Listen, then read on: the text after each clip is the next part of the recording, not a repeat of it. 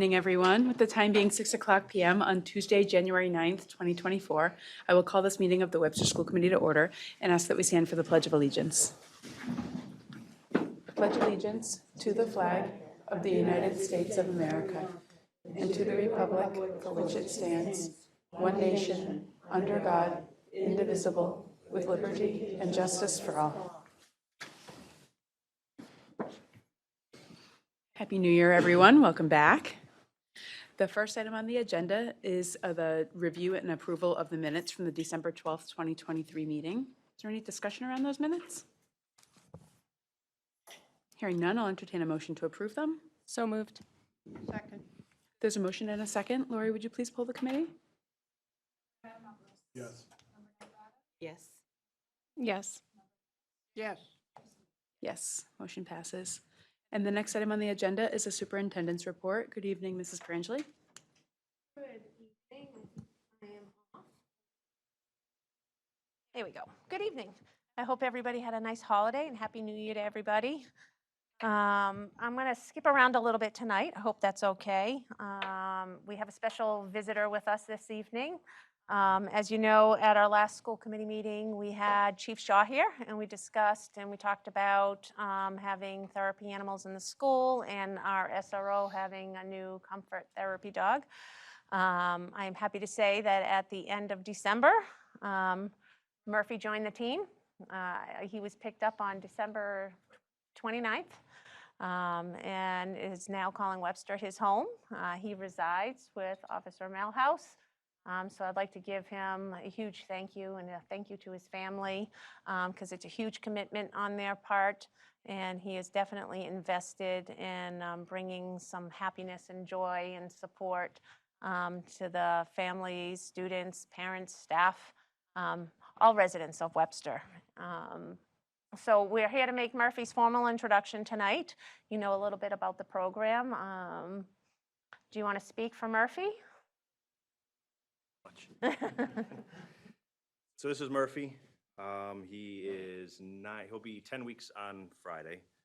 He's an English lab from Boonfield Labradors in Ringe, New Hampshire. For the last 10 years, they've been doing a good job with breeding, very calm and social English labs. So they took the best of the best and kept going down the line, and now they produce this really cool, calm, lovable little teddy bear. But he's got, a big role to play, and he's already doing a good job. We're in the introduction stage where we're kind of going to all the different classes, the different schools, the classes, meeting the admin and the staff, and just getting him used to each building and being around people and having people tug him, and he's doing really good, but he needs that. He starts in about 3 to 4 weeks. He gets evaluated with a company out of Worcester. It's AATS. It's Animal Assisted Therapy Services, and it's about 25 weeks of training. And if anyone's thinking the same way I was thinking, is what takes 25 weeks to teach a dog to lay on its back and pet its belly. But a lot goes into it because right now he's bringing smiles and happiness and stopping people in their tracks and just being a cute puppy. But he's going to get bigger, and he's got an important role. So that role is going to be him not only bringing smiles to everyone's face and kind of just changing the monotony of the day and having a little buddy that people can hang out with, but he's going to be able to recognize different people in different types of crisis, going through a mental health crisis, going through any kind of struggle, PTSD. So he's going to be good for primarily here in the schools, but in the community for like domestic violence situations, veterans, anyone that's going through any kind of struggle. We're going to start documenting. We're purchasing a software where we can start documenting every time. It's kind of like just an in-house thing. Every time he is utilized, kind of keep a track on it. So right now, informally, probably about a half a dozen kids I've seen in between the schools that are actually having a tough time, and you can recognize them with the staff. And I kind of just sneak by and just kind of hold him, and it kind of gets him, and you just see a little smirk and kind of gets him in that little funk. So he's already doing good. That's it. I don't know if I'm out of time. Yeah, so we just wanted to introduce him to you. We still got some things to work out. Like I said, it's early in the program. He's got training to do. We'll be meeting with principals more to talk about what Murphy's role is going to look like individually at the school. Ms. Peterson has already started that with Lane, their therapy animal. So this is just another added benefit that can benefit all schools in the community as well. So we just wanted you to meet him tonight. If you'd like a little pet, I don't know if you want to walk around and show him off a little bit. But he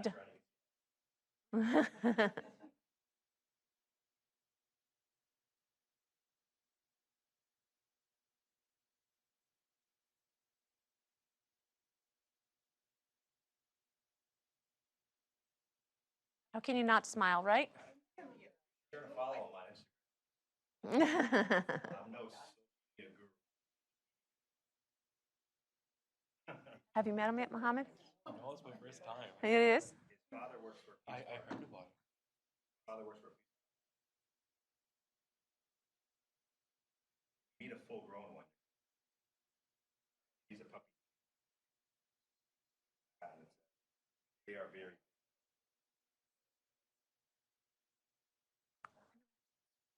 Yes.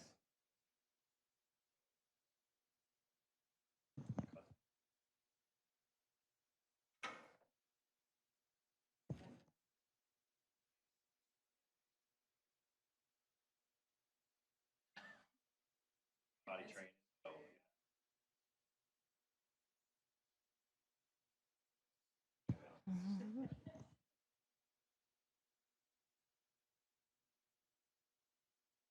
Not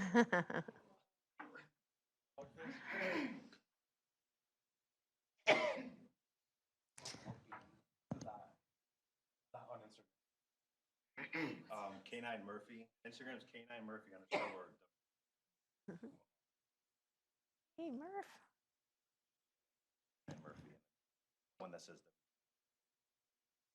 What do you think, Mohammed? I love it. That's just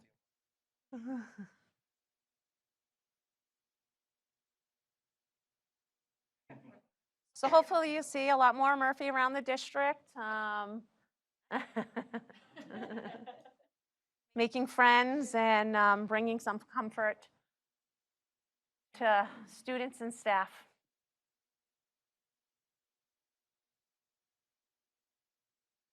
You okay?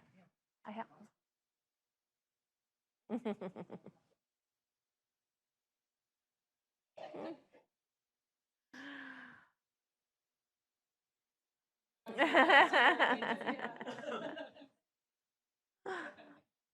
Washington.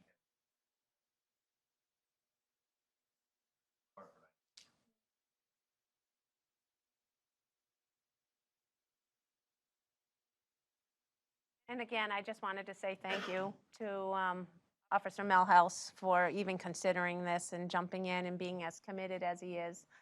Because this isn't just, a quick one and done. This is a lifetime. He's got Murphy for a long time. And, I met his son the other day. It impacts the whole family because Murphy is a part of his family. So thank you for that commitment. We appreciate it. Sounds worth it.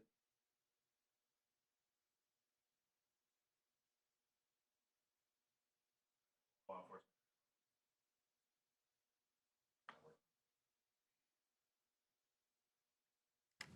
Now I have a chance to give back to my kids live and it's worth it. Thank you. Awesome. Thank you. Thank you so much.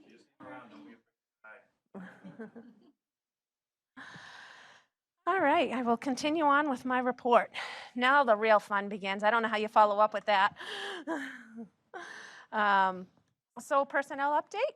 I have a couple resignations for you. We had Valerie Krogel, a speech and library pathologist, resign, and we also had our Webster Middle School librarian media teacher resign, Jonathan Russell. So we will be posting those positions and looking to fill them. Moving on to my instructional leadership update. We are back in the new year, which means we are starting to conduct, January will be a month of assessments. So we are doing benchmark assessments throughout the schools and access testing also. So it'll be a busy month on the testing end of things. On the district leadership team, we are continuing to do walkthroughs on a regular basis after the new year. We're going to be rotating through the schools and giving feedback and just really collecting data and making sure where we are at our instructional priority and collecting information that we can then distribute out, and it's going to guide our work moving forward. Just another data point for us to look at and collaborate with. And then, as you know, we were in the process of having our TR Focus Monitoring Review, which was to be held in the fall, and it then got postponed until May. So we will be starting to pick that back up again and meeting with our DESE representative to make sure we are on track for our upcoming visit in May. Do you have any questions about that? No? As we move on to family and community, you've already met Murphy, so we're excited to have him in district and look forward to what that program will be to our community here in Webster. The second part of that is we are continuing on our family and community engagement. As I informed you, we had taken a step backwards just to make sure that we have practices in place and really getting a handle on what we're doing now. You know, we really wanted to reach out and expand our family and community engagement with a much broader reach out to the community. But after getting into family engagement, looking at our team and where we're at, and we definitely realize that we need to have a better understanding of our practices in-house and what are we doing and how can we improve them, document what we're doing and get systems in place that's going to support longevity of the program. So we are looking at that. We are looking at sending out a survey to find out what we're doing, where we're doing, and assessing our own systems in place. And then we will be collaborating, putting that together, and then bringing it out to a larger group. So we are continuing that work. I will be moving on to other updates. I had invited Susan Farrell. She's not here yet tonight. She is from the Central Math Collaborative. If she comes in, I will have her jump in to meet you. But in your packets, you have the annual report. As you know, Webster is a part of 2 collaboratives. We are part of the Central Math Collaborative, which is in Worcester. That collaborative is made up of 3 districts. It's Worcester Public Schools, Webster Public Schools, and Oxford Public Schools. We send approximately, I don't know, maybe 10 students out to the collaborative, I want to say, for out of districts.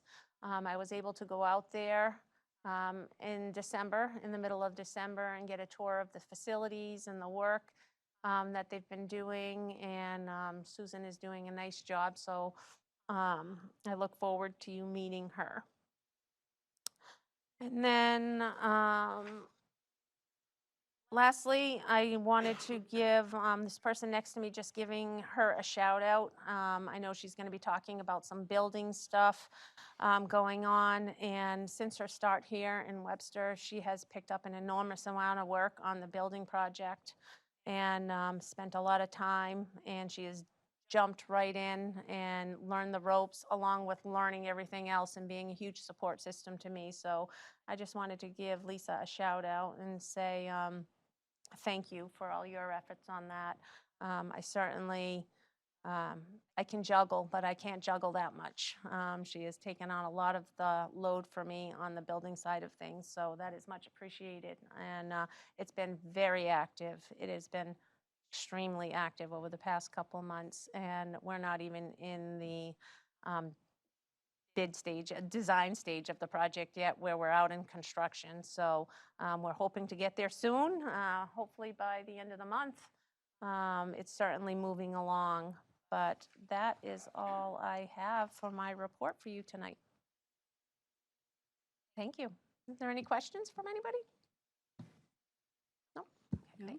Hearing none, well, thank you for your updates. And the next item is the business manager report. Good evening, Mrs. Condos. Everyone.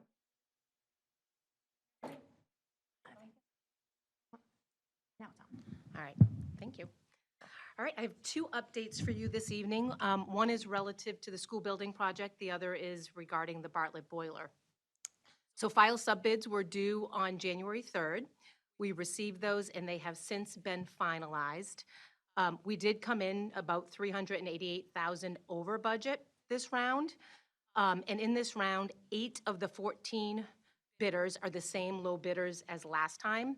Of that 8, 6 of them increased their bid while 2 of them lowered their bid. The general contractor bids are due on January 17th. We have 2 school building committee meetings this month. We have our standard one, which is the 3rd Tuesday of every month. But we also have another one on Monday, I think it's January 22nd. And that is when we will finalize the general contractor bids once those come in. So we're continuing to get ready for those activities. There's a little bit more work that we're going to do with respect to retention of items that are in Section C of the building that have to be retained, just some plaques that need to be taken down and some other things, but well prepared to get ready and hit the ground running. Any questions? Boiler update, we have some good news to share this evening. The installation of the 2 new boilers are about 70% complete. Guardian is working on completing the remaining piping and the venting on the ceiling. We're hopeful that that will be completed by the end of this week, although the weather is playing a little bit of a role in terms of what they can do with some of the venting on the roof. And then additionally, big shout out and big thanks to our colleagues at the town hall, to Rick LaFond, our town administrator, and Tim Bell, our town accountant. They have offered to allow us to use ARPA funds to pay for those boilers. So that's really good news, and as a result of that, we won't need to do a transfer within our local budget for those boilers. That's all I have for this evening, until we get to the budget, of course. Any questions? Thank you, Mrs. Contos. That's great news. I want to extend a thank you to our partners over at Town Hall as well. Yeah, I think it's a real testament. You know, one thing that I've observed since I've been here, and this is really a credit to Monique and the other people who have worked with our colleagues at the town hall, the relationship and the partnership that's been forged has been really helpful, and I can see a lot of give and take that happens, and that's a testament to the relationships that have been built over time. Yeah, great. Great Yeah, and I point. think it speaks to all departments. I said that at the selectmen's meeting last night.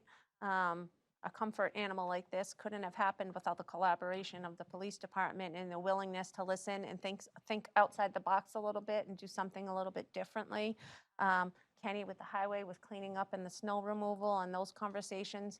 There's always back and forth, and we work really collaboratively and really well with all of our community partners, which is a testament to our community as a whole, because there are so many other times that I go to other meetings and I listen to the issues that they're having with the departments, and we don't have that here in Webster, really. So, you know, I just want to say thank you to them for their willingness to partner and listen and work with us as a teammate and collaboratively. So we appreciate that all around from our community members. Great, thank you. Any questions or comments from the committee from Mrs. Contos? No? All right, well, the next item on the agenda is our principal's report, and joining us this evening is Ms. Peterson from Webster Middle School. Good evening. Good evening, everybody. So I wanted to talk a little bit about our Student of the Month breakfast. So every month at Webster Middle School, we recognize various Student of the Months. Each team puts in students to be recognized, and we usually have about 6 to 10 students from each grade recognized. We are following our ROAR acronym, so responsibility, respect, and we look at different things for each month to focus on. Our Dean of Students, Ms. Bergeron, is in charge of that, so every month at the beginning of the month, she puts out an email to staff letting them know what the focus is. So we've done things like being a positive community member, being thoughtful of other people, being welcoming. And so in November, we had our first breakfast where we welcome parents to come in to celebrate with their students for their well done work to be community members. And so in November, we recognized Students of the Month from September and October. And so we had 175 parents come, or 175 community members. So that's our students and the parents who were there as well.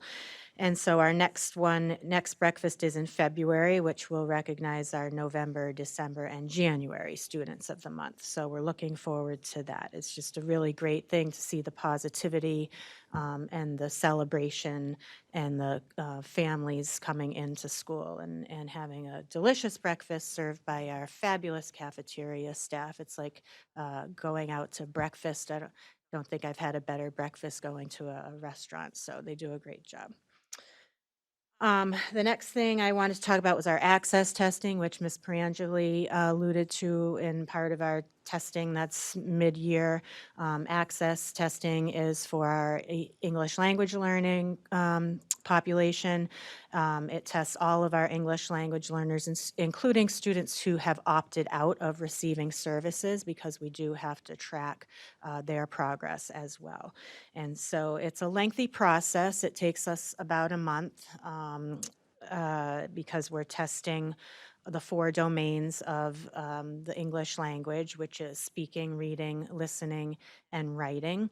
The listening part has to be done, the speaking part has to be done one-on-one, because obviously the student is speaking and the tester is taking the notes on that. So the other parts of the test can be done individually, as a group. So we do each thing separately. So it's one day they're doing the reading, one day they're doing a writing.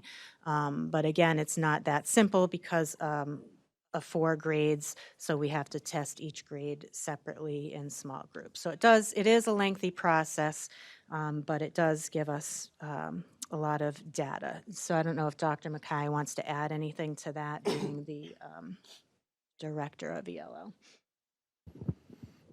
Thank you, Ms. Peterson. I think that the message that I would like to share is how important it is for students to come to school and on time for this testing, because the testing window is short.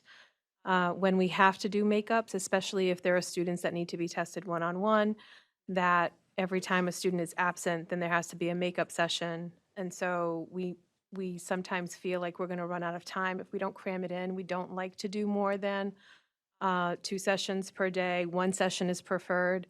And then if students are absent, then we're cramming these sessions in, which is really fatiguing for the students. And so I can't stress enough, and we've sent messages to families. I don't know if you saw, but we tried something new this time around and created video messages with our family liaisons, both in English, Spanish, and Portuguese, and hopefully everybody saw the message. And the message really is, like, it's really important to come to school and on time during all days, but especially in testing days when we have such a short window.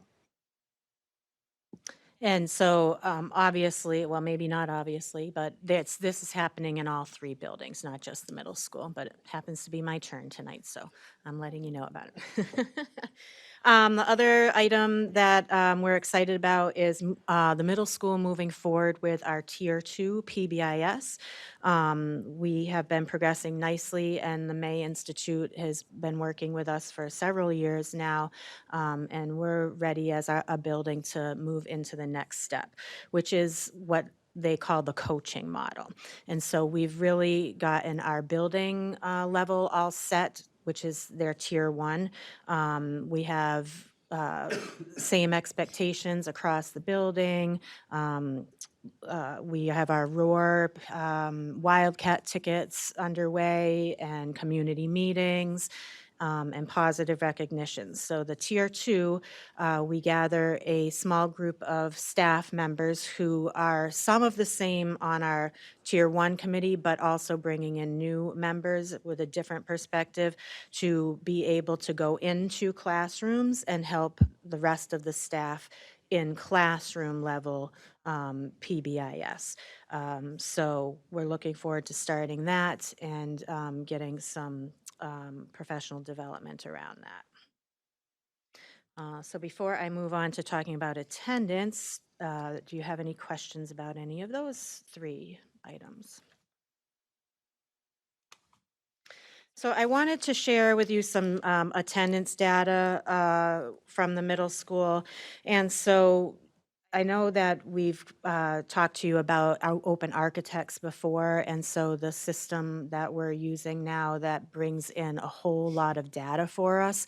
And so everything is at our fingertips. Open Architect pulls in attendance information from Power School, MCAS information. It pulls in our educators handbook information and puts all of our data in one place.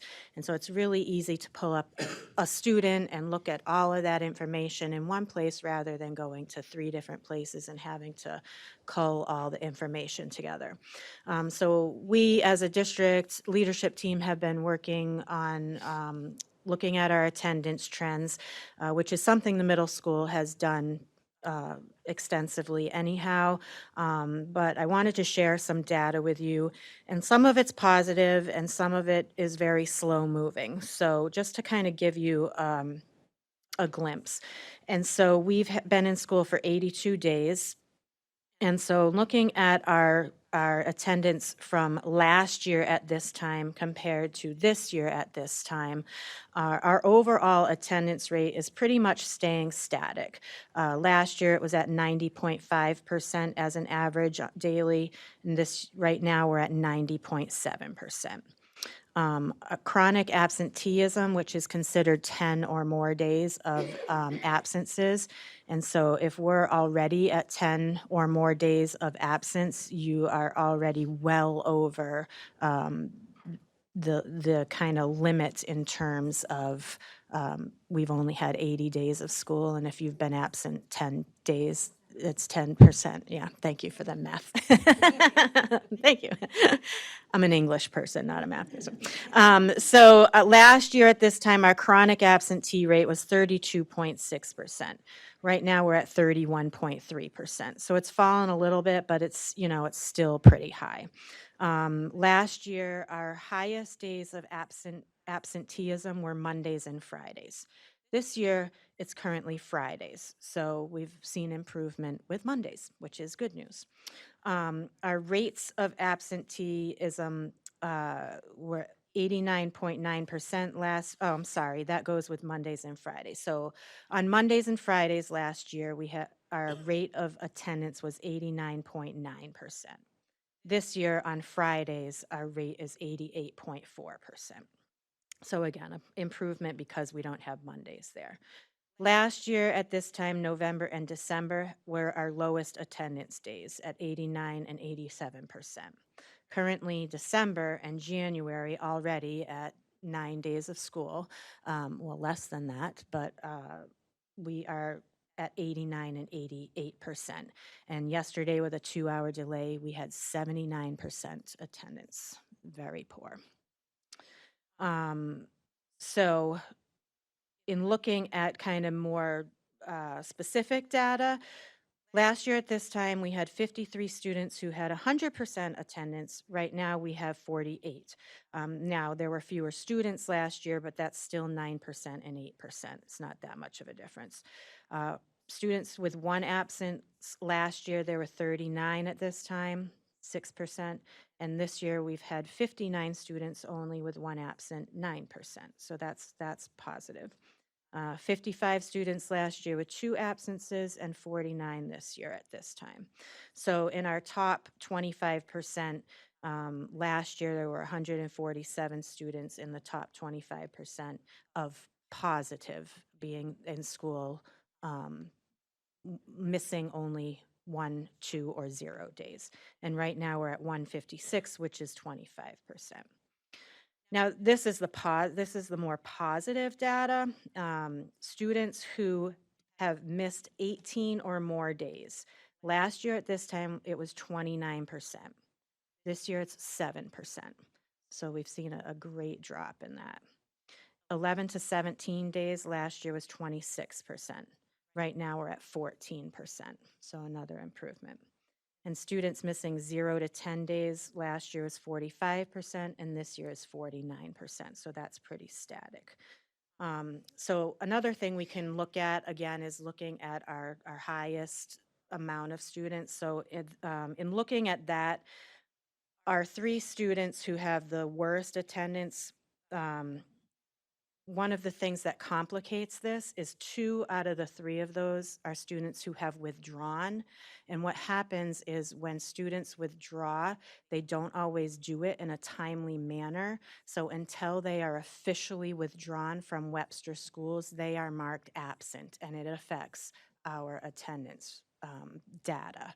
And so the 2 of those students had been kind of, quote, missing for a while, not missing because we knew where they were, we knew their intention, but that they didn't officially withdraw.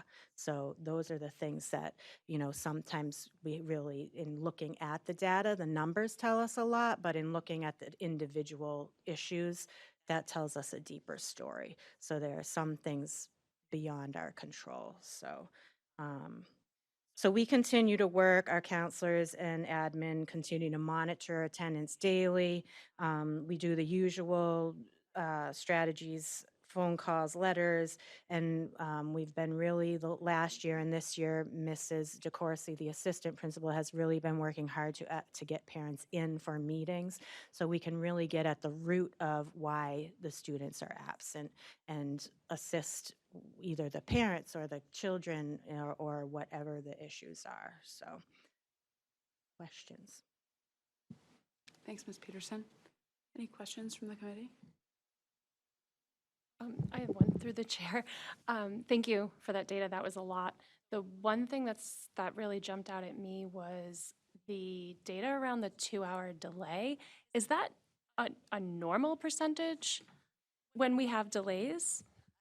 I can't answer because I didn't look back at last year's because I wouldn't be able to tell you what those days were. No, I So, understand, and this is yeah. our first delay this year.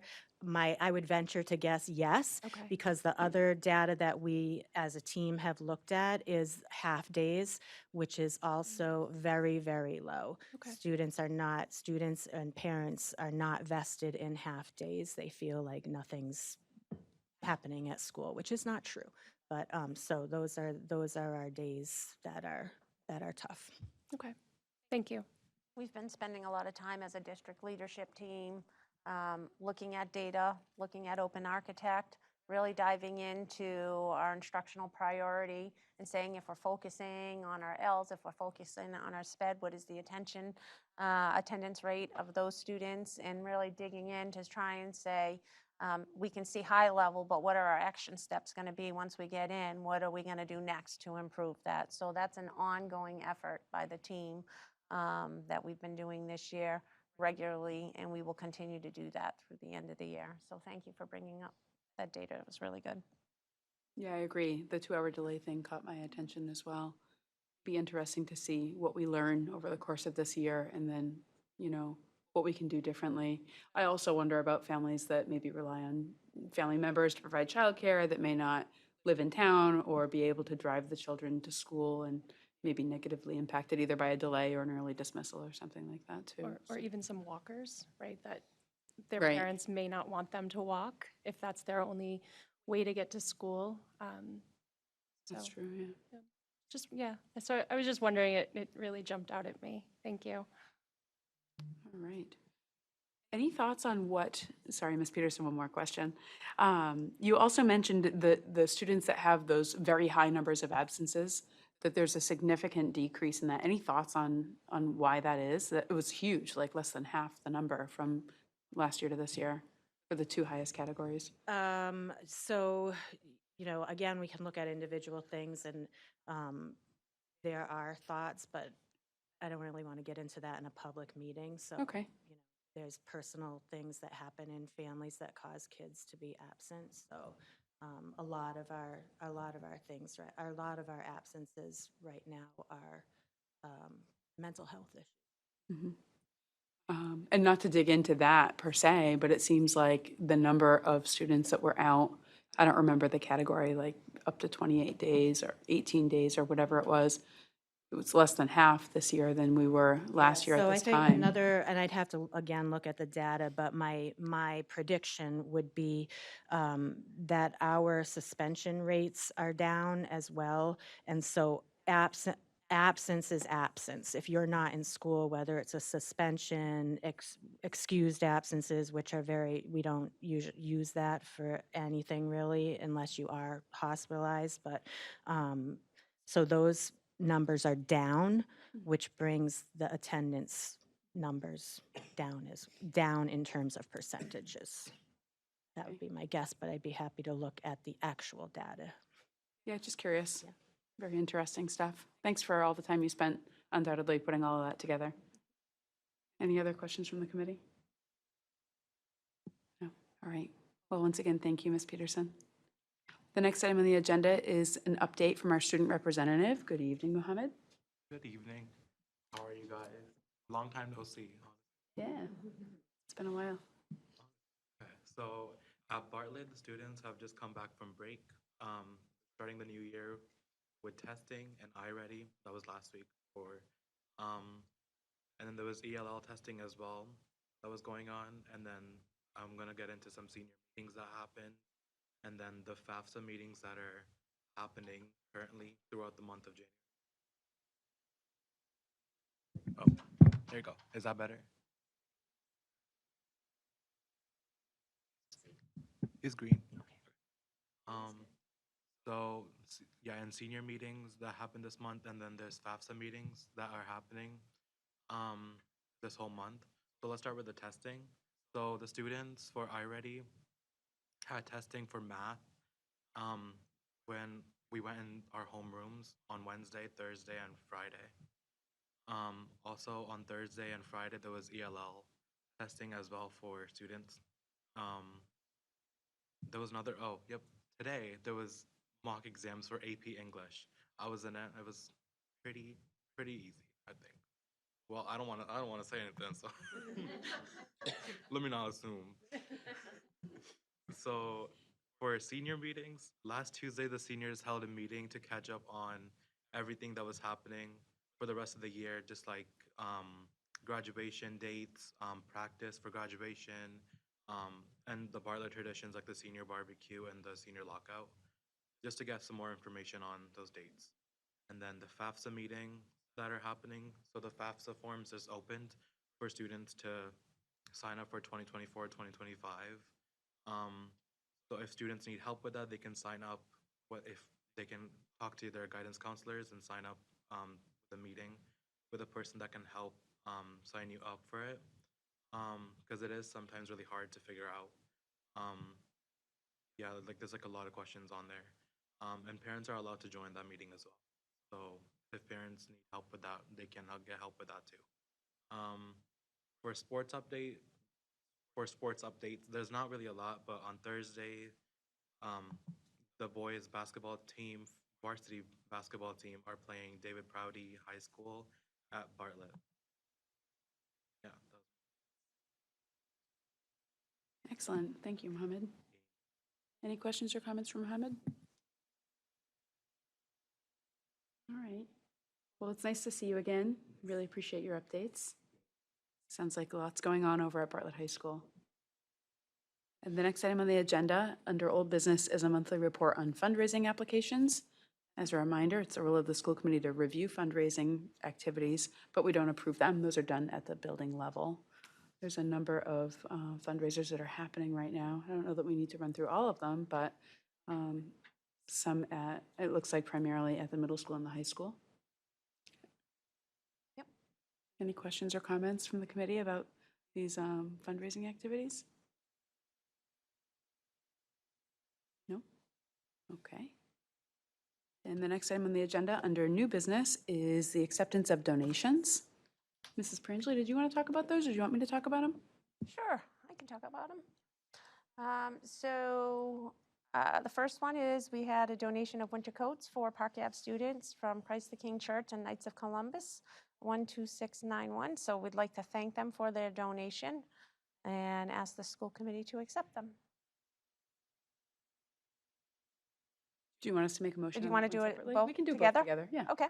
And the second one is, I would also like to thank Nowak Plumbing. They donated a large amount of Christmas gifts for our Park Ave and Webster Middle School students. They showed up here and unloaded a truck full of toys, which were then distributed to the schools. So we would like to thank them for their generosity. You know, he said he is from Webster and he has a business in Webster, and he is looking forward to give back to the community and looking for ways to help. So we certainly appreciate all the donations that we receive. Great, thank you for the updates on those. Any questions or comments from the committee about those donations? Well, you know, once again, the Webster community never ceases to disappoint, amaze me, and never disappoints when it comes to their generosity. And this is just another example of generosity coming to our students from a bunch of different directions. So much appreciated. Thank you to Christ the King Church, the Knights of Columbus Council 12691, and Novak Plumbing. And I'll entertain a motion to accept those donations as presented. So moved. Second. There's a motion and a second. Lori, would you please poll the committee? Yes. Yes. Yes. Yes. Yes, motion passes. And the next item on the agenda is the FY25 first review of the budget. Thank you. You want to shut off? I'll shut this off. I don't know which one. Yep. So in your packet, you should have a copy of the presentation. It was updated a little bit. I didn't put a last minute one in tonight. And then you have an actual hard copy of the budget itself. Over the past couple of months, we have been working as a leadership team in developing our budget for FY25. Can't believe we're already talking FY25. It's crazy. We're still working in 3 years of grants here. So this is, to have another year in the mind, we kind of, where are we? Putting ourselves in places, where are we? But we've put a lot of work into this. We're going to go through it as a team and present it. Please, if you have questions along the way, feel free to stop and ask, and we'll do our best to answer them. And then at the end, we'll answer, we'll take any comments or feedback that you would like to have from us. So we're just going to start out by looking at our budget timeline. We started looking at the budget in early November. We are here January 9th, 2024, which is presenting the first draft of the budget. As you can see, this is a fluid process. We will continue to work on the budget. The charters, the bylaws say that we are required to send a final budget to the town by the end of February, by February 28th. And then we continue working on the budget collaboratively with the town up until it's presented at town meeting in May.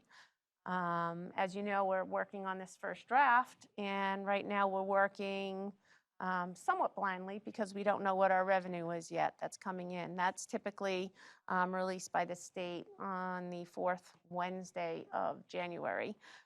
So hopefully they'll be on time with their budget release as they approach and as we eagerly await those numbers coming in, and we'll get into that a little bit more as we go through.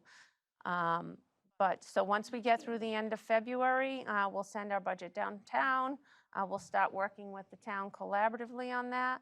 We typically will bring any changes or recommendation back to the committee if anything comes up and we need to make changes. We then present our budget at a public hearing in April, usually the first April. We have to have a public hearing for our budget in case community has questions on that. And then we will go to town meeting in May, hopefully in May, for approval of our budget for the town and school. Our budget goals continue to be the same. We are continuing to prioritize the safety of student learning needs, safety and student learning needs in the district. We reevaluate and look at improving student programming and developing strong academic skills in all students and ensuring equitable access to all students. We'll go into this a little more. This is a strong focus for us this year with our MLs and our students with disabilities.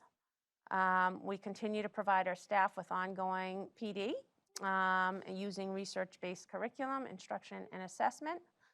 We look at a system-wide approach to our district, working collaboratively as a team between schools and needs.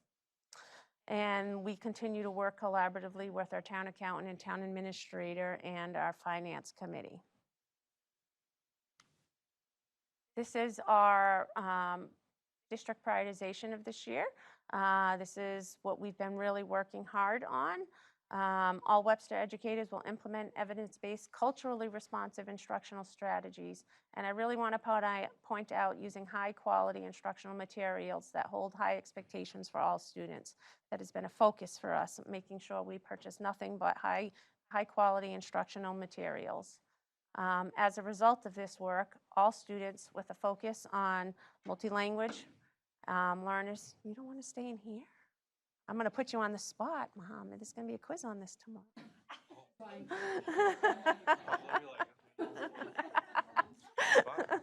Bye. Bye, Mohammed. Have a good night. That was fun. Just had to do it. I'm sorry. It's very exciting stuff. Our students will do a majority of the thinking in daily lessons, which will increase achievement and increase their sense of belonging. So we're really focusing on high quality instructional materials. We're really focusing on our multi-language learners and students with disabilities, and really looking at how we're scaffolding and differentiating our instruction, because we truly believe that if we're doing that, all students are going to benefit from that. So that's been a focus for us this school year. So as we look at our curriculum highlights for this year, I wanted to point this out. All of this is highly vetted instructional materials. What I really wanted to note, which is going to be something that we're really going to have to pay attention to over the next few years, we have been so fortunate to have ESSER funds that have really driven the purchase of a lot of this materials and funded, I would say, all of it. Pretty much of what we have in district to date. We are, getting back into our curriculum cycles and looking at our needs, because ESSER funds are gone. As of September this year, we're all done. So we're not going to have that benefit any longer. So looking at this and taking into account when our renewal cycles are going to be in place. And when I say a curriculum renewal, when are we looking at it? When are we reassessing? We should be looking at curriculum every 5 to 6 years. It doesn't mean that we have to go out and actually buy something new, but we should be assessing what we have. Is it working? Is it meeting our needs? Is it doing what it's supposed to be doing? Is there something newer or different out? So we should be looking at our programming, including what we have, and then making a decision whether or not we want to change. But that is not cheap. Curriculum is not cheap. So we need to really keep an eye on this as we move forward, because you'll see we have some curriculum renewal that are in their 5th or 6th years that we really should be taking a look at and assessing to see where we want to go in the future. And is it still meeting our needs? Some highlights around the district we wanted to bring up. We are looking at our Bartlett building renovation project. We have gone out to bid, and construction should be starting soon. We're hoping that we'll have contractors on board by the end of January, which construction hopefully starting to see things happening in February, early February. You heard Ms. Peterson talk about PBIS. We have teams at each school who are working to solidify their Tier 1 interventions, and we're beginning to create our Tier 2 supports around the district. We are continuing our work with our academic coaches at each school through some consultants that we've brought on board, TNTP, Hill Consultants, and we are working with our state partners, our SSOS team. We continue to build our innovative pathway programs, hopefully our Project Lead the Way programs to keep students here. We are looking to give a more hands-on approach and assistance to some of our kids, and hopefully bring some of those kids who maybe want to go off to Bay Path to give them an alternative here. within our school district. Dr. Mackay brought in this year the introduction of Seal of Biliteracy, so we're excited to have that program for our students. I think we had our first applicant, if you announced at the last meeting, correct, that we had our applications were coming in finally? We have 9, so that's awesome. That is awesome. That's awesome. So exciting stuff there. You've heard in Ms. Peterson's report tonight, we have a greater focus on capturing data and using the data to inform decisions and evaluate our district initiatives. We've been using Open Architect. We have iReady and Dibbles. And again, the great thing about the purchase of Open Architect is that it is just such a great way to put your hands on data quickly. Everything is being imported in there: behavior information, attendance information, demographic information, scoring, MCAS scoring, assessment scores. Am I missing anything? Access scores. Anything that we are doing throughout the district is imported. So you can drill down, you can pull up attendance data, you can say, who are my chronically absent kids? And then you can really drill into them and find out how it's affecting. You can figure out, is our chronic absenteeism, is it our L kids? And then you can dig into their demographics. So you can really narrow down and see what's going on with our students and have data right at your fingertips and in literally seconds, where you can start coming up with solutions and getting into that and figuring out what you're going to do. So I'm really excited about that. We are definitely doing increased and consistent classroom walks, which I think is incredibly important for us to really understand what's going on in our classrooms, to see what's going on. And it's a great way to know if the work that we're doing is being implemented in those classrooms. You know, we can talk about it, and we can talk about it until we see the results and see what's going on from a day to day. You know, that's the meat and potatoes of what we do. So we need to make sure that's happening. And then we're really trying to, with the increased information, really working on our family and community engagement and taking a look at how are we interacting with our families? How can we do it better?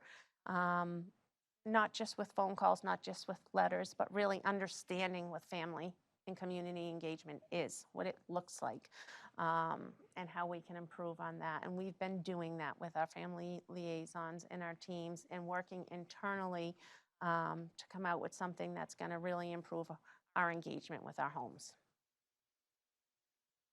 Please, please, and please, I'm sorry, please, any of you, please jump in if there's anything you want to comment as we go through. So we had an enrollment meeting, kind of like a corollary to the family engagement team that we're trying to assemble.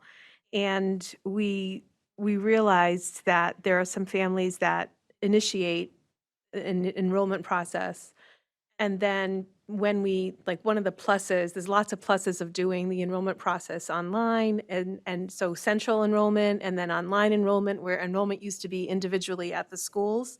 And there were pluses and minuses to that. But when it was at the school, you had a face-to-face contact at the school. And so the first day of school wasn't the first time that the family was in that building. And so that's one of the realizations that we had. And so something new that we've been trying to implement more recently is, as soon as we're working with our data system, so that when there is a new enrollment initiated, they might not have the entire paperwork packet completed or uploaded into PowerSchool. But when an enrollment packet is initiated, that will message the family liaisons of that school to make a call to the family and say, I noticed that you've started your enrollment process. I'm so-and-so, if you need any assistance. That way they have a contact of a name of a person at the school and not just at central office. So that's just one example of the things that we're thinking about to improve that initial, because I know we've talked about that initial enrollment and the need to capture and capitalize on building relationship from the get-go. So. Thank you.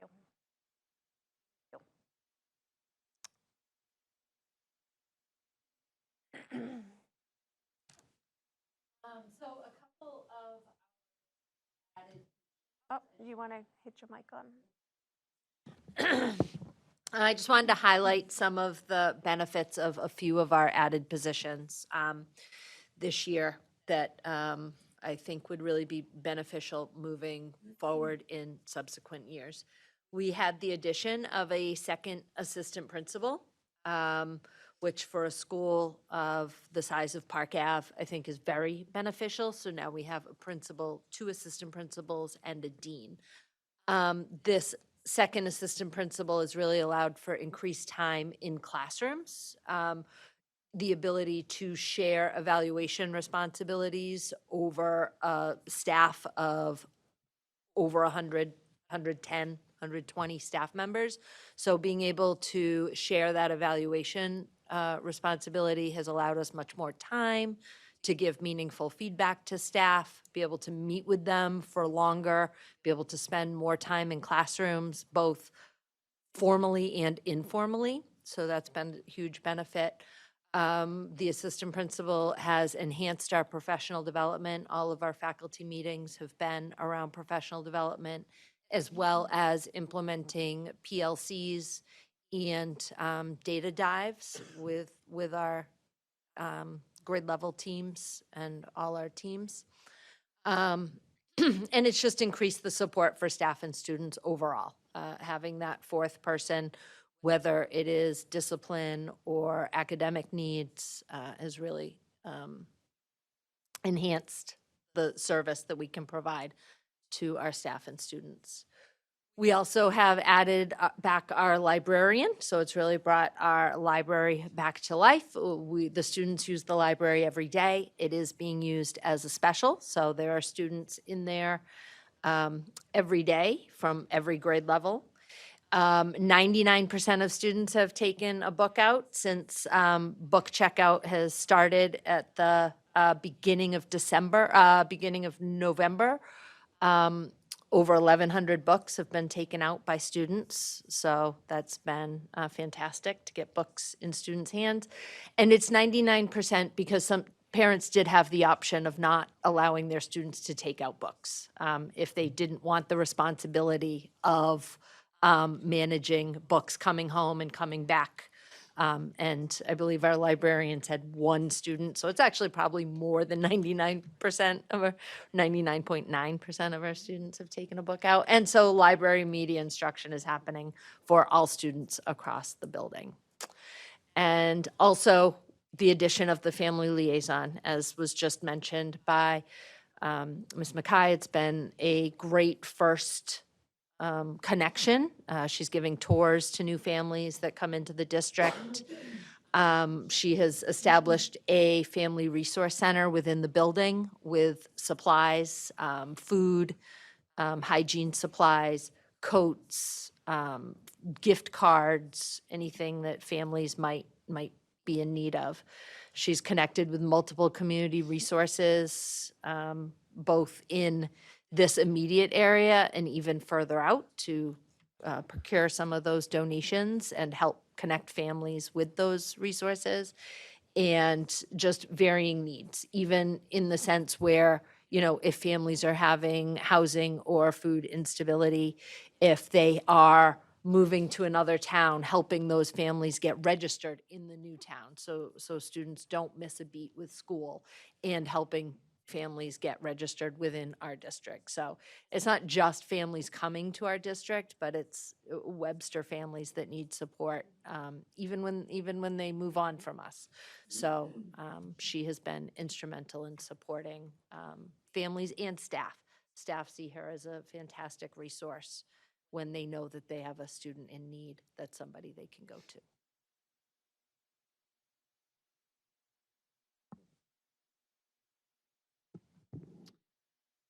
So again, highlighting some of our additional staff from this year. We also added a librarian, media specialist. And so our curriculum for library media includes the use of safe media, the use of the library, and research strategies. We've increased our access to reading materials And as you know from all of the surplus that you've been approving, we've been really able to update our selections and weed out materials that are either outdated or overused so we can bring in new up-to-date materials and replace the well-loved books with newer versions as well. We've been able to, with our schedule, allow our 7th and 8th grade students to utilize the library as a quiet space during lunches. So we have students who prefer to, have a quiet space instead of going outside to recess. So that's available to them. So the addition has been a great success at Webster Middle School. This year, we also added a behavior specialist. And so we've been able to utilize tier 2 interventions with that addition, having a certified person in that position rather than a paraprofessional that we had last year, someone who really understands behaviors and tiered interventions. So we've been able to increase the use of our in-school interventions rather than suspensions, and which enables us to re-engage students more rapidly and gives additional support to counselors, admin, and our student support team. I put building substitute, even though that wasn't a new position this year, it's been for a couple years, but just hoping that that is something that stays in our budget this year because it does allow for consistency with classroom coverages. Having a person that's in the building every day that knows the building, knows the staff, knows the students. It alleviates that morning kind of scramble that we sometimes have to do if someone calls in last minute, and that we know that somebody's there every day. And then unfortunately, we've had to use our building substitute this year for long-term situations that we haven't been able to fill. But again, that person knows the building and the staff and the students. Good evening. To highlight a little bit about Bartlett in terms of the additional positions, we had our Dean of Students, of course, who has been with us now back as a full-time position in year 2 this year. That position allows us to the ability to address day-to-day behavior infractions in a timely manner that allow for a redirect or a restoration. As you know, we follow that protocol in the state of Mass to restore behaviors that are not at the high level of infraction and allow the students to quickly get back to class and to refocus on our academic goals that Superintendent Prangley would have went over in the beginning of this presentation. Additional PBIS direction and supports allows an additional team member to that team. And then an increased use of in-school interventions rather than suspensions, ability to re-engage students regularly and consistently, and then lastly, additional support for the administrative team and overall school culture. And we got very lucky and very happy to have our band position back to a full-time position. But this position, different this year, is allowing us to create stronger efforts and collaboration with the Webster Middle School music program and allowing these current two individuals to be able to work together and collaborate on what it would look like to be able to get the students to continue on with band through the high school program. This also, in my opinion, and very important for us, is to rebuild a school spirit, a sense of school spirit and community, to be able to have a band out there. And that's our goal. That is a big goal, and one that our current teacher is really, really, really standing beside. And then lastly, to create a well-rounded approach for student electives and an arts programming. We like them to be able to have courses outside of, the band instruments that any child can take that maybe doesn't commit to an instrument, but gives them that well-rounded elective option in terms of a fine art.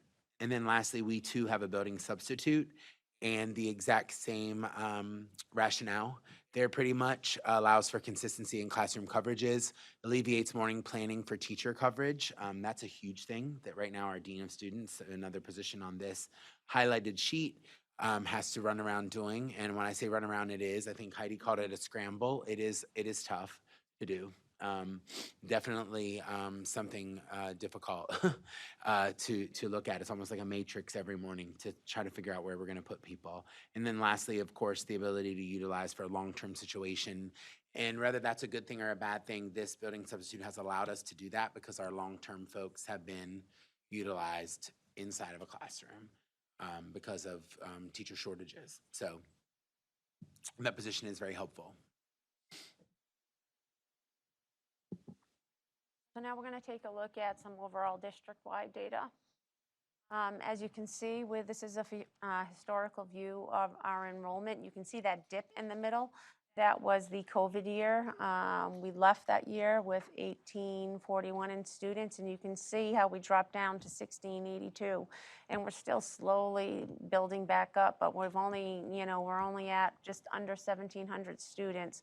So that impact of students either going or staying home or being homeschooled or doing online school or what it is, they still haven't come back fully.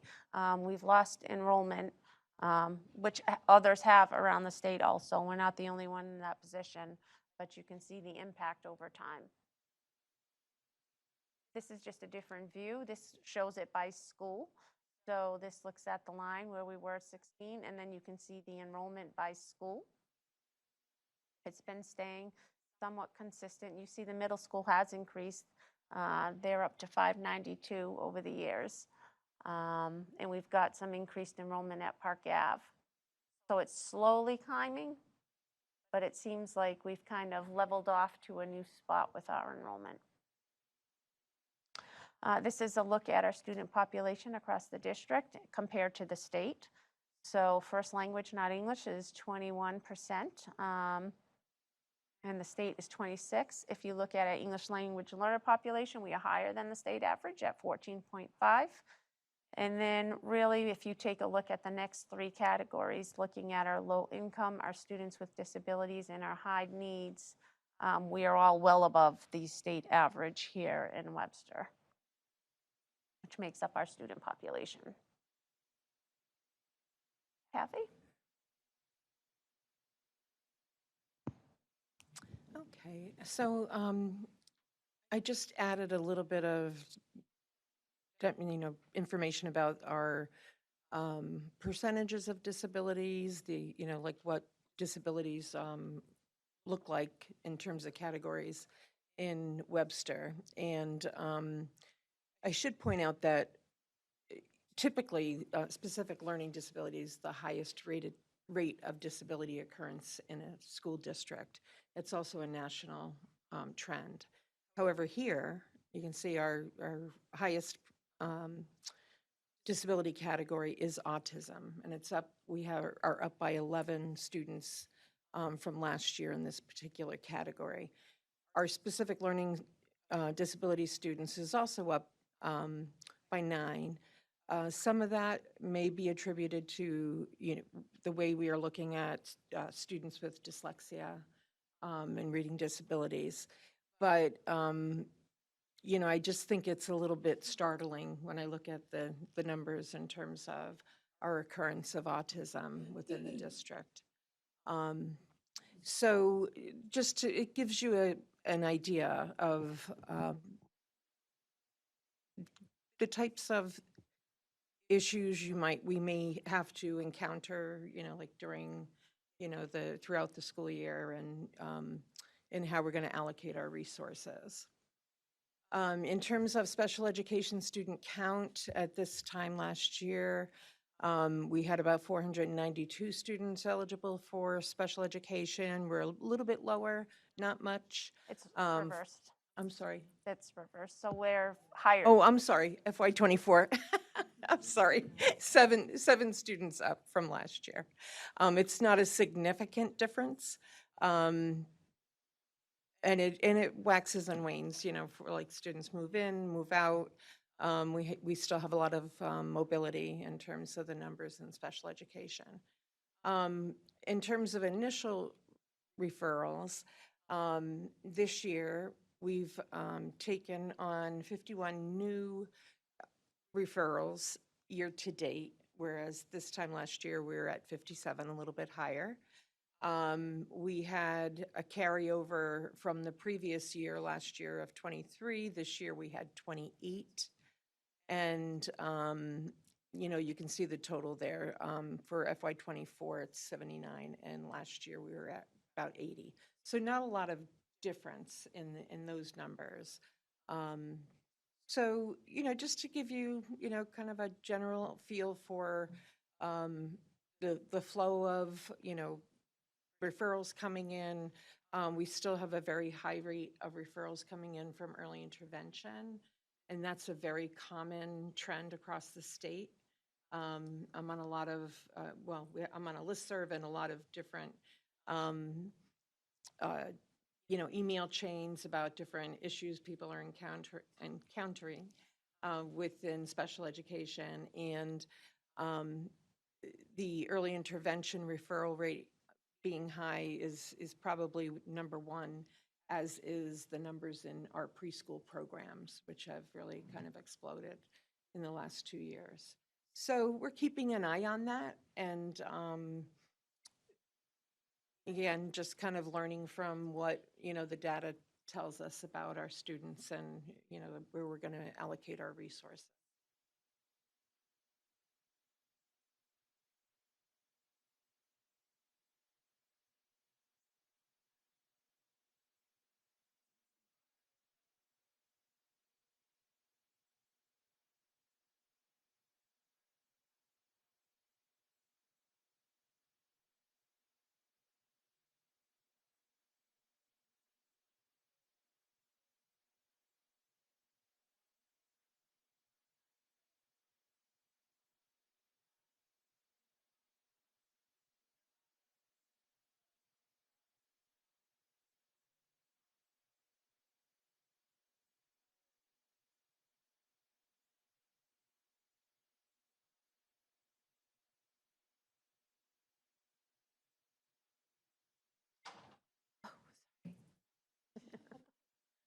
Um, So our L numbers seem to be increasing as well, as you can see here. FEL students, we've talked about before, are those students that have reached a certain level of proficiency. And we only know that by that one time a year test, access test, which is happening right now. And then they have to be monitored for 4 years. There's a significant amount of paperwork in the monitoring, so we include those numbers in this chart as well, because it is resource allocation of the L staff. So at Bartlett, our numbers have increased. We have seen an increase of students, particularly students coming from Brazil and Central America, our highest growing number of students at the high school. We have seen a decrease in active Ls at Webster Middle School, but an increase in opted out students there. So it's not necessarily a decrease of students overall. They've just shifted to more opt out. And we've been working on trying to figure out why that's happening. And at Park Avenue, you can see an increase from 103 to 112. We have also had a tremendous increase at the middle school of students that failed, which is really good news for us, which means students are reaching that level of proficiency. So we had 50 in 2023 and 75 in 2024.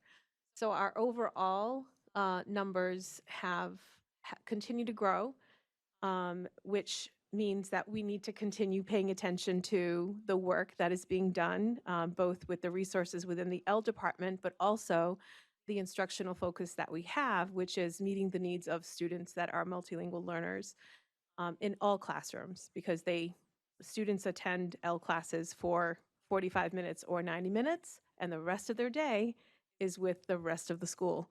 And they're not just Ls when they're in L classes. So we have to continue to pay attention to the needs of all of these students, it continues to be a growing population.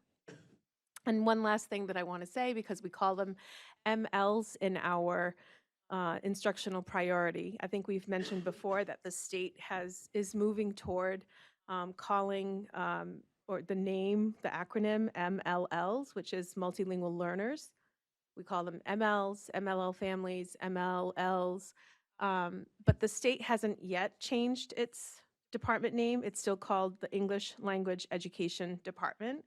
And so we can make a decision to call ourselves, we're transitioning to that. So my anticipation is that next year, all of our paperwork and our department will be called the MLL department.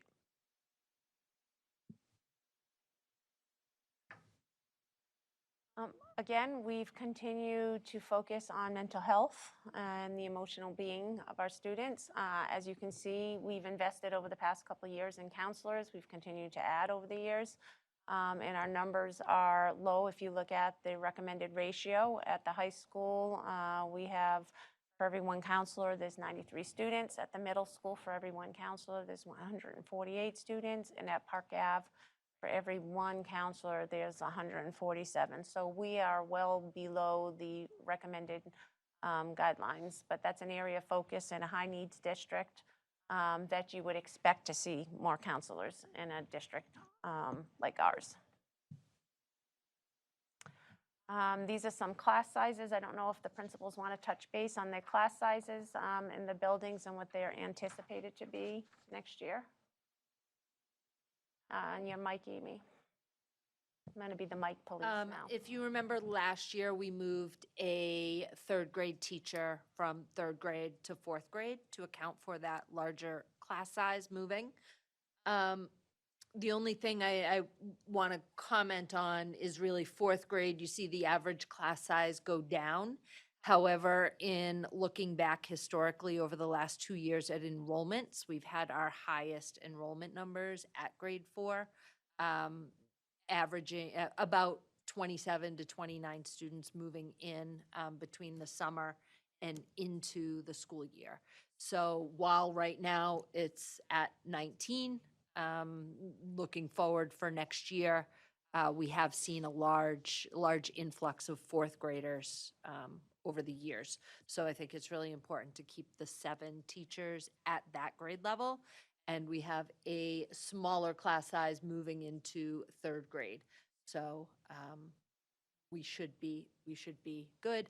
The class size is a little larger at second grade, but 21 is a reasonable class size for second grade.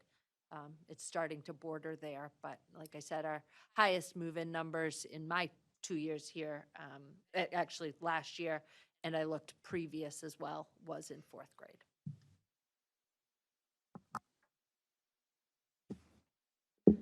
So our numbers stay relatively static. Our biggest class currently is the 7th grade with 165 students, which makes our average class size pretty high at 28. And so that group of students will be moving to the 8th grade, which will be our highest. So we're keeping our eye on that. Because that is pretty high, 28 students for a middle school class. So, I mean, the numbers are there, so I don't know. I don't need to read it to you, I hope.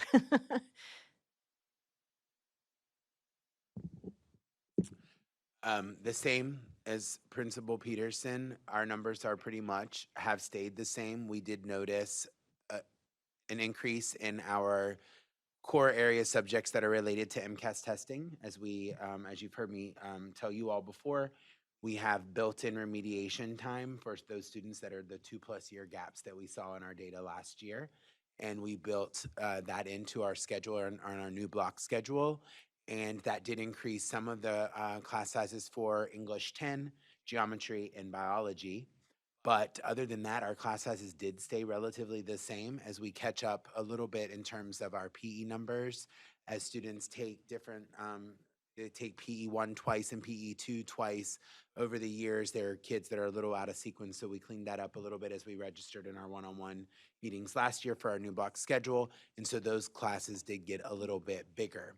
Some of our elective areas are still smaller, as you knew from last year's presentation, but we are, again, back to the highlighted area that I said earlier, we still want to offer those well-rounded opportunities for kids even when we have smaller electives. So it's not our goal to try to get rid of those. Okay, so now we're going to jump into some financials as we prep for talking about the proposed first draft of our budget. So to ground everyone, or to remind you, what has our budget looked like from an actual standpoint over the last 6 years? So the numbers are in front of you. I think what I'd point out here is that over the last 2 years, the increase has been relatively the same. Last year was a little bigger than fiscal year '23. And then what we'll do is we're going to move on to one more financial slide, and then we'll jump into the fiscal year '25 proposed budget, just to give some historical view of some more financials. So this is our Chapter 70 historical view. If you look at our foundation enrollment, you can see where that drives the Chapter 70 you're going to get. If you look at FY21, that's the year we had a big decrease in enrollment. So really what we were able to get in the next year was just our foundation aid. It's actually FY22. The foundation, it was the minimum that you could get. We didn't qualify really for any Chapter 70 increases, so we got the $30 per pupil for the number of pupils we had, and that was all the aid that we received. And when you hit, that was the first year. I think it's also to note that they started the new formula at the state, at the Chapter 70. So that was being phased in over 6 years. So that was the first year we hit the dip in our enrollment from COVID times, and then we've started building back up. And you can see where we've increased the enrollment. So the Chapter 70 has reflected that because of the new formula. So this year going in, we will be at 4/6 of the year. So that's the year they're increasing it. They expect their goal of being leveled off at FY27.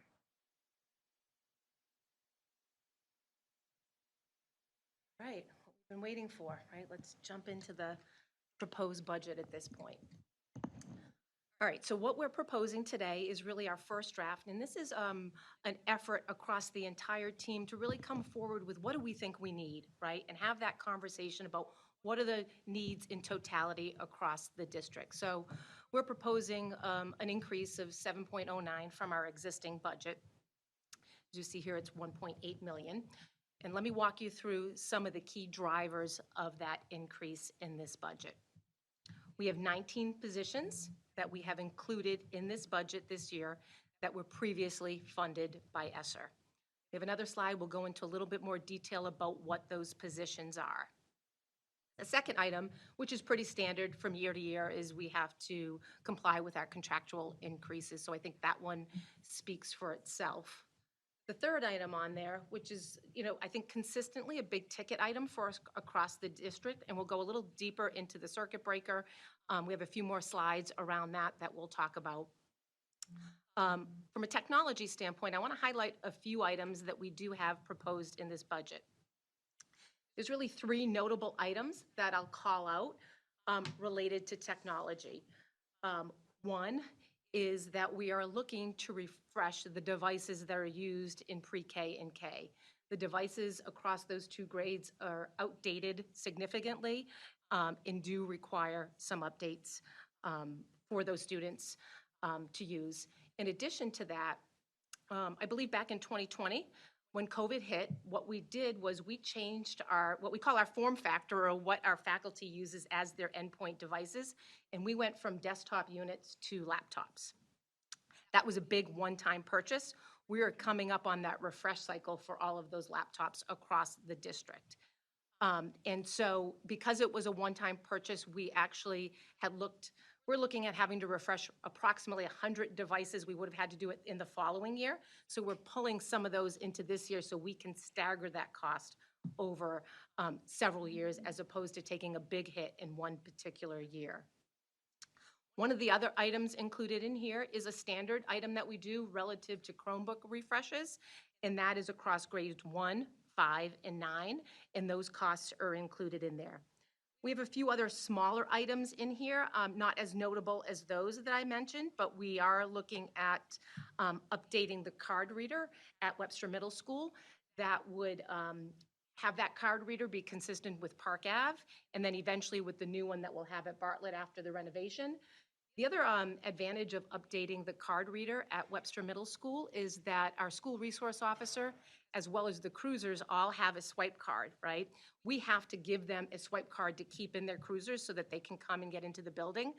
And our system's not compatible at Webster Middle School with what they have at the police station. By upgrading, they no longer have to carry a separate card to get into the school. So, for example, when we're consistent across the whole place, we can give the police station, they can use the swipes that they have for the police station, and they can work in all of our schools. So that is one of the things. But again, that's a much smaller item, but I did want to call it out.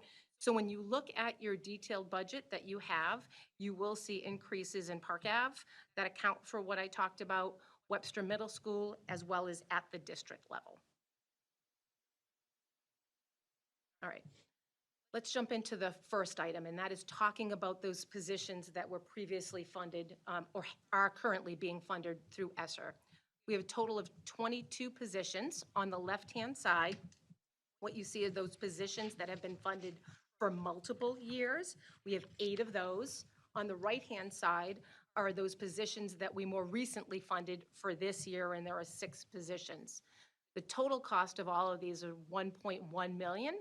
I want to call one thing out, and although you heard a lot of good feedback about the building subs that we've had, we did not include them in this round of the budget. They are not in there right now. So while this is reflecting 22 positions, in this proposed budget, we are proposing 19 of them.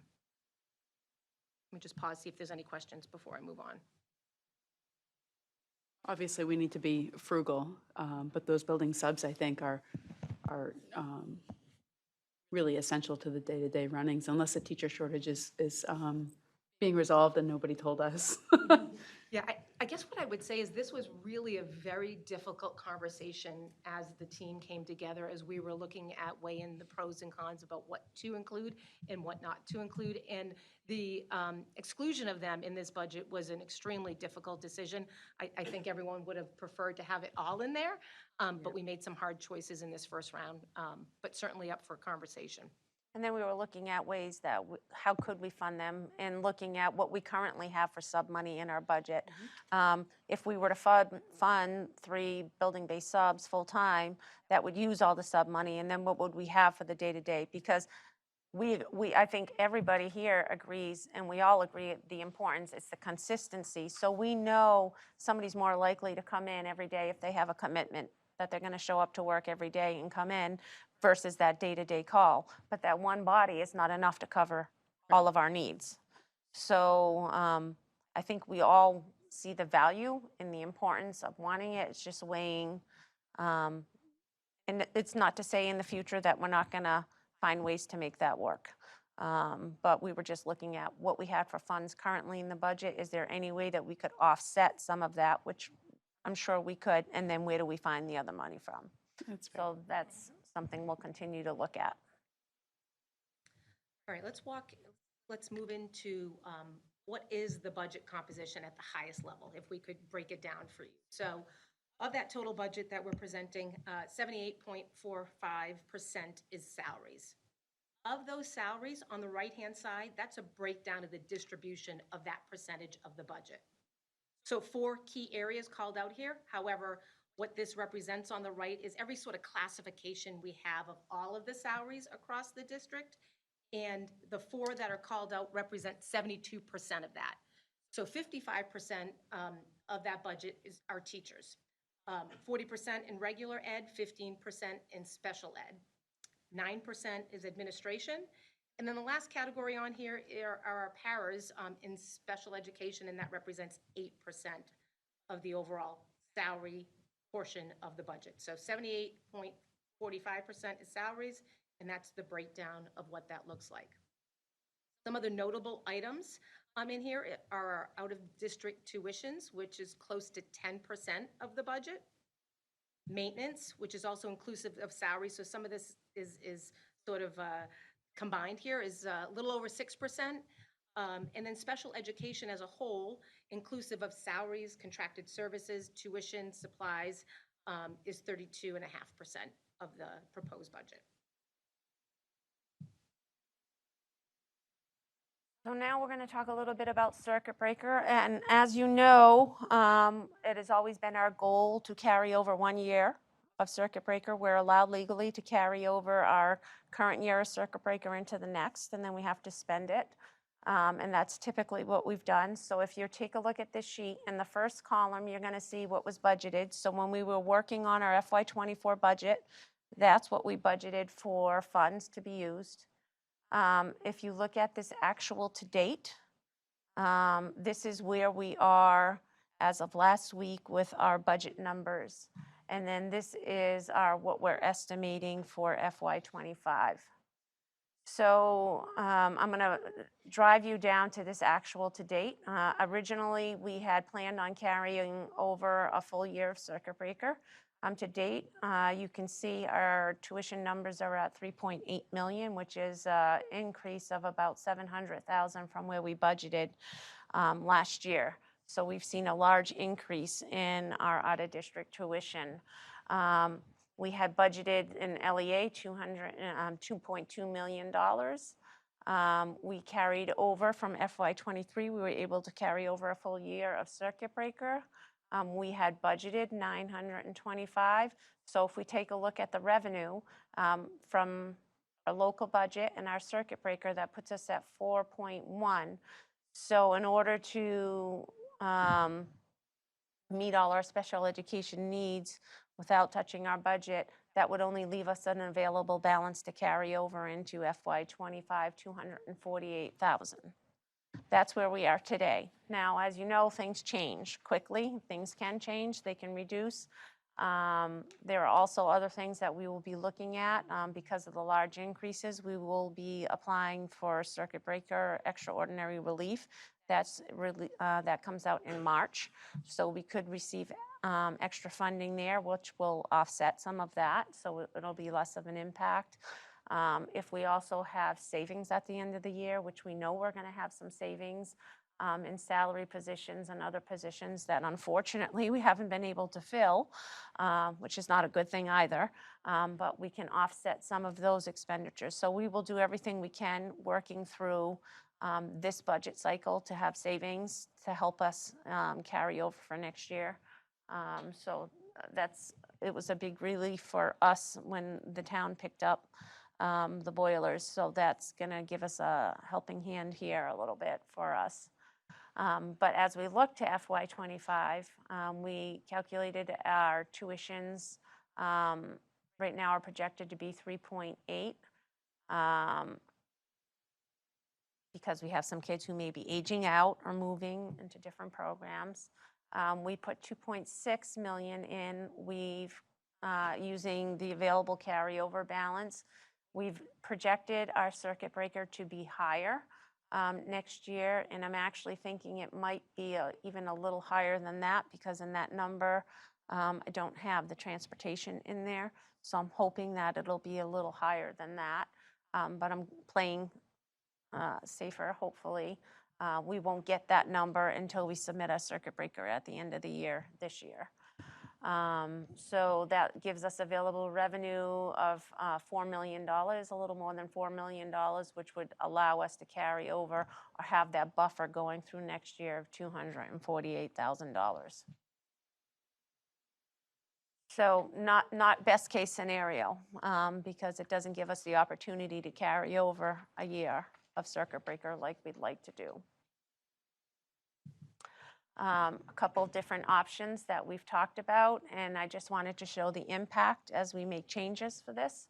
So this is where we are now, and this is what we applied for circuit breaker funds.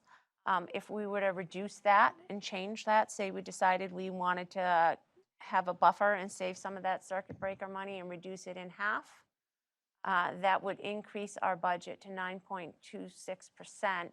So we have this created that we could play around with it, but then that means we've got to reduce our local. We've got to find somewhere to cut these amounts to get down to percentages. So if we're looking at reducing our circuit breaker to get to a 7% budget, we've got to cut 585. To get to a 6% budget, we're cutting 849. So every percentage is about 250,000 that you look at in there that we're decreasing our budget if we are to play around with those numbers and decrease our circuit breaker. Does that make sense? Yeah. Another impact and another area that we look at that has been used in our budget is school choice. We talked about this last year. As you can see, our sending numbers for school choice are in the blue. They did decrease a little bit from last year, and our receiving numbers are at 12. We went up a couple students. And the reason why I'm showing you that is that we do receive, our sending money comes off of the cherry sheet at the beginning of the year, and the receipts that come in from school choice get put into a revolving fund for us that we use, and we have been using that to offset. The initial plan for our school choice was to fund our technology purchases that would handle our Chromebooks every year. As you can see, we are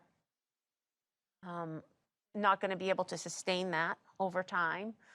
We do currently have a balance in our school choice right now as $625,000. We're only estimating receipts of $47,000, which will bring our balance. We have $200,000 earmarked in this year's budget to use. So that would give us a balance going into FY25 of $472,000. We did allocate $200,000, which we've been consistent. We allocated $100,000 to offset some of the technology purchases of the Chromebooks. And we also offset $100,000 for our ABAs that we've been doing for years. So that would leave us a balance of $272,766 in estimated receipts going into the next year. And again, this is an area that if we do have savings at the end of the year and we have an opportunity to save here, we'll use local funds versus doing that. So that way, when we have any of those shifts in the future, we have somewhere we can go. And to wrap this up, let's talk a little bit about how this budget is funded. So what you see here is the lion's share is coming from the LEA budget at 91%. The remaining is coming from grants at 4%. Circuit breaker, based on what we currently have in this budget, represents 4%. And then following up on the school choice with $200,000 is 1%. The other thing that I want to mention relative to funding sources for the budget is where we are with state revenues. Governor Healy announced this week that they're looking to make some cuts. They're seeing a decline in tax revenues. Actually, they're down about 4%. I think it's 6 consecutive months that they've seen a decline. The only thing that I saw hopeful in what was released is that they cited that they estimate that the millionaire tax is staying consistent, and that has been used to help fund education. And as it stands, and with this latest release, the governor is not looking to impact education at this point, but we still need to see how things play out and where we land with total revenues and what that means for us. Now is a good time to move into questions. Yep. Questions, thoughts, concerns? I know it's a lot of information. Ultimately, our first round of budget is, our request is 27.76, which equates to a 7.09. That's using, offsetting 200,000 from school choice and using circuit breaker funds for that. Do you have any thoughts, concerns, questions for us? Through the chair. I guess my only concern is the governor came out yesterday with all those numbers. The tax being $1 billion lower than they're expecting. They're making $375 million of cuts just to balance it the rest of this year. They're expecting a stagnant growth next year. There's no plans on cutting local aid for the remainder of the 6 months for this fiscal year, but should we expect that they're not expecting a growth for next year, that local aid's likely to be cut? They're making $375 million of cuts right now to government agencies. They're not expecting the revenue stream to go up next year. At some point, they're going to be looking at local aid. And I also don't know what our tax revenue projections were. Yeah, we don't have those yet. We don't have our tax projections yet locally.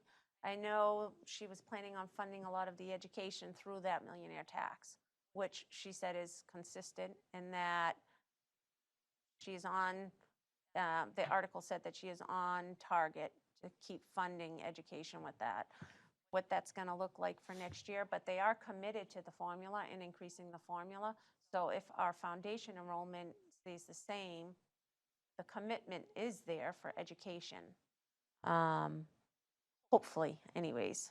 I wish I had a glass ball that would tell us. And we should hopefully soon, with the budget coming out, if they're on time, which I'm not sure if they're going to be, with some more solid numbers. But I'm hoping they are committed to the foundation formula that's in place and meeting all the needs of districts across the state, because I think we all need the additional support. That's the new millionaire tax, Mhm. the additional. Yep. And she did state, the figures estimate that there'll be enough money from the millionaire's tax to support the 1.3 billion in spending on education and transportation, a 300 million increase over last year's budget. So they are committed to it at this point. What that's going to look like for next year, I don't know. But I do know that the governor is committed to education. And I know that, we have to wait and see, but we're hoping for the best. The only reason I bring it up is because I know Ways and Means came out and they're adamant that they're not going to touch any of their savings whatsoever. Mhm. So we as a team continue to work on our budget and come up with options.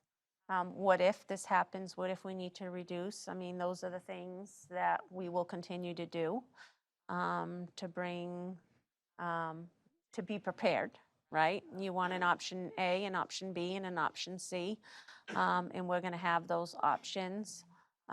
Is there anything that you think we should prioritize or would like to see at a next meeting from the team? I think for me, it would be helpful for us to plan a budget workshop so that we can sort of put all the cards on the table and talk about what our, just directly all as a group, what the priorities are and where people want to see things land. I think those have been very helpful for us in the past.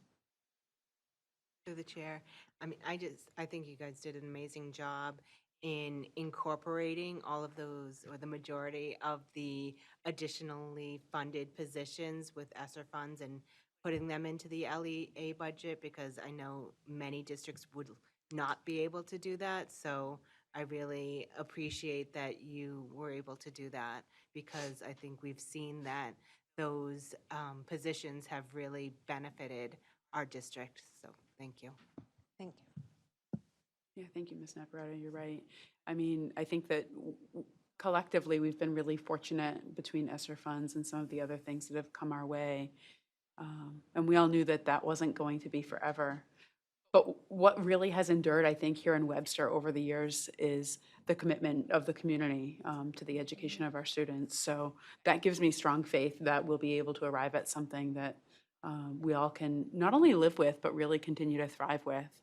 And, it's clear that there's been a lot of thought put into what really is necessary and what we can sort of get by without if necessary or find another way. So, great job. Through the chair, Ms. Millett?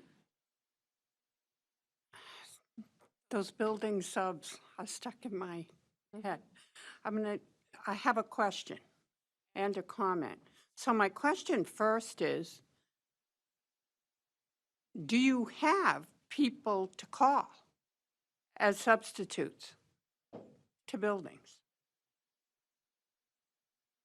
We have No. a few, but not really.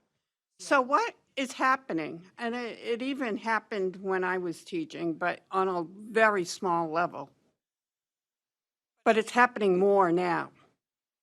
So even if you have that building sub, which does help to alleviate a problem, you're using paras.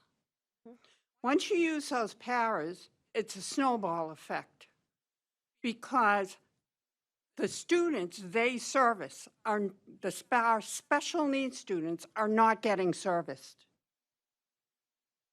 And so it's just a huge snowball effect because the students who really need them are not getting them and not getting what they're contractually supposed to get because the para is being used as a substitute. So I would rather have that permanent sub in the building to have somebody, but there has to be a way for us to try to get people interested to substitute teach in the buildings.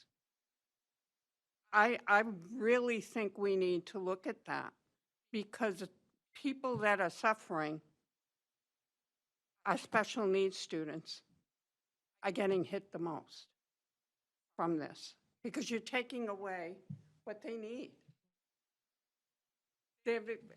I've brought this up before because it's a contract. An IEP is a contract. And it doesn't necessarily, hasn't been serviced in a lot of years now. It hasn't been totally serviced because of this. I think we need to look at engaging people to come into the buildings and at least having that one school sub, at least one that you can rely on. I know it's not everything, but if you don't have that one person, what are you using? Another para. So another student doesn't get their services. That's the way I look at it. I think we really need to look long and hard at this. Thank you, Ms. Millett. You know, and I think if you all came here tonight without anything on your mind that you could try to live without, we would be questioning that. So there's no way to come to a committee such as this in this type of a financial environment without feeling like you're disappointing somebody. But, you know, I certainly think having a continued discussion around that. Certainly, and I don't think anybody here in this room disagrees at all. I mean, we try to pull as a last resort, paras and stuff to cover. We just don't have the bodies. I know we've gone through combining classrooms. We've been holding fast and furious in some cases and not pulling paras because of the need in making that happen. It's just, unfortunately, we don't have the people, and I think we ask everybody we can ask, you know, I know I've called colleges, try and speak to people. Again, you can only get kids when they're on break if they're in college, so that doesn't really work for you. And then it's just getting the local, and you know, there's a shortage in teachers in general. So we've increased our rates to be competitive with other districts around to make sure that, you know, financially, we're offering the same. There just isn't a real strong need, and that was something we looked at. I mean, I think we can go back and definitely take a look. We did see a benefit to it, and we do have funds in the budget for subs. It's just transferring that, and then what do we do if we use all of that money? What are we going to do then? But like you said, they're not coming out in droves anyways, so it's certainly something that we can take a look at.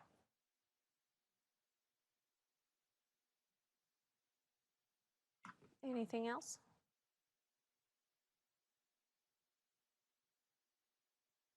I want to thank the whole team for all the effort that went into putting this presentation together and the thoughtful discussion that I'm sure you all had about this.